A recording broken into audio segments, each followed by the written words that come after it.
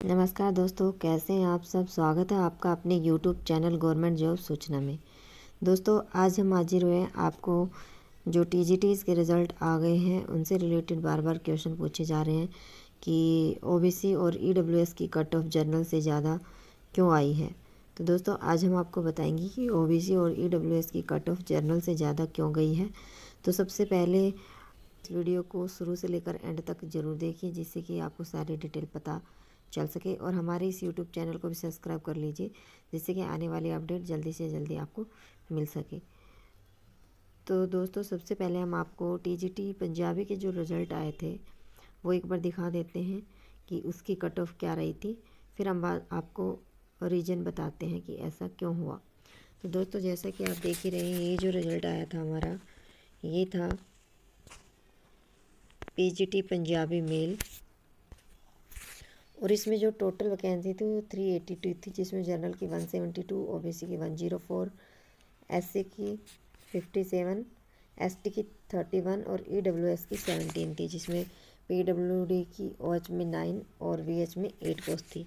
तो दोस्तों, यहाँ देखिए कि इसमें 382 वैकेंसीज थी हमारी, और जो टोटल कैंडिडेट अपीयर हुए थे वो 291 ही हुए थे। तो वैसे भी यहाँ पे वैकेंट रहने वाली है पोस्ट, क्योंकि बच्चे अपीयर ही कम हुए थे। उसके बाद हम कट ऑफ देख लेते हैं। इसकी कैटेगरी वाइज कट ऑफ जो रही थी टोटल 200 मार्क्स में से जनरल की 81.56, ओबीसी की 98.27, ईडब्ल्यूएस में देखो यहाँ कोई क्वालिफाई ही नहीं कर पाया है, एससी में 63.35, एसटी में नॉन क्वालिफाइड कोई भी क्वालिफाई नहीं कर पाया, पीडब्ल्यूडी में 70.71। तो दोस्तों, यहाँ देखिए जनरल की जो कट ऑफ है वो ओबीसी से कम है। तो ये क्यों कम हो सकती है, इसके कई रीज़न हो सकते हैं दोस्तों। पहली बात तो ये कि ओबीसी के जो कैंडिडेट हैं वो जनरल में पूछते हैं कि जनरल में काउंट हुए कि नहीं हुए। जनरल में काउंट होने की संभावना तब होती है तब आप ओबीसी से कोई भी बेनिफिट नहीं लेते, मतलब ना आपने सीटेट में कोई बेनिफिट लिया है और ना ही आपने एज में कोई बेनिफिट लिया है। सीटेट मीन्स आपके 90 से ऊपर मार्क्स होंगे, उससे कम नहीं। आप ये सोच रहे हो कि आपके 82 से 90 के बीच में होंगे तो वो ओबीसी में काउंट होंगे। आपने 90 से ऊपर लिए हैं, इसका मतलब आप किसी कैटेगरी से नहीं ले रहे, जनरल में आपका हुआ है। और एज में आपने कोई बेनिफिट नहीं लिया है। मान लीजिए कि वैसे 32 ईयर्स है एज और ओबीसी में छूट है 3 ईयर्स की, तो आपने उसमें भी कोई बेनिफिट नहीं लिया है, और आपके मार्क्स जो हैं वो भी कट ऑफ भी जनरल से ऊपर आ रही है, तभी आप जनरल में काउंट होते हैं। तो ये भी कारण हो सकता है। दूसरा कारण ये भी होता है कि ओबीसी में कितने कैंडिडेट्स ने अप्लाई किया और कितनी सीटें हैं वहाँ पे, और जिन बच्चों ने पेपर दिया उनका पेपर कैसा गया है, क्योंकि यहाँ पे दोनों में क्वालिफाई करना ज़रूरी है।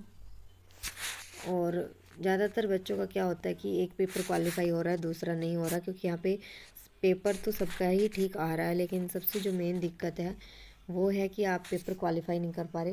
किसी का फर्स्ट पेपर नहीं होता तो किसी का सेकंड पेपर क्वालिफाई नहीं होता, मेन दिक्कत ये होती है। तो ये भी रीज़न होता है।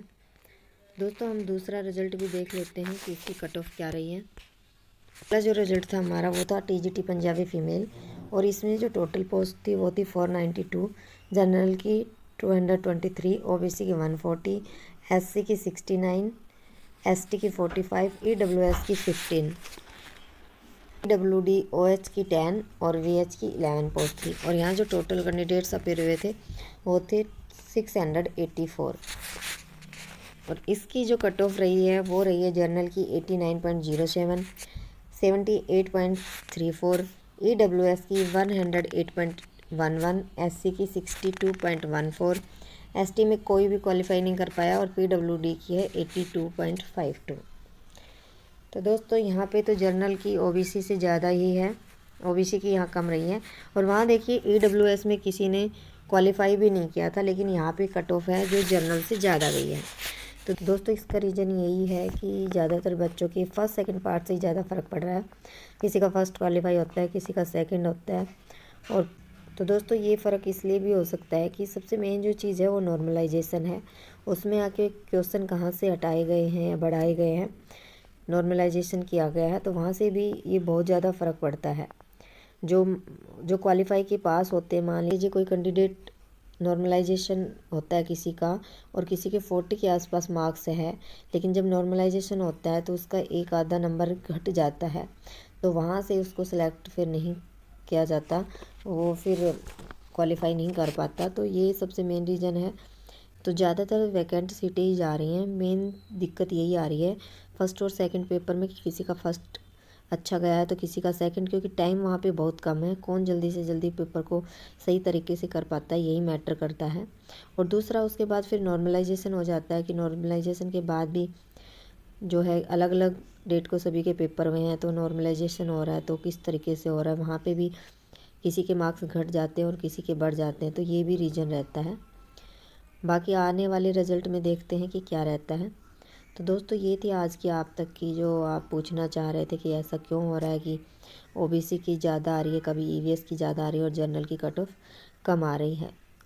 तो दोस्तों आपको ये वीडियो कैसी लगी? यदि अच्छी लगी हो तो प्लीज़ वीडियो को लाइक कर दीजिए और आगे भी इसी तरह टीचिंग से रिलेटेड अपडेट पाने के लिए या अदर गवर्नमेंट जॉब से रिलेटेड अपडेट पाने के लिए हमारे चैनल को सब्सक्राइब कर लीजिए। धन्यवाद।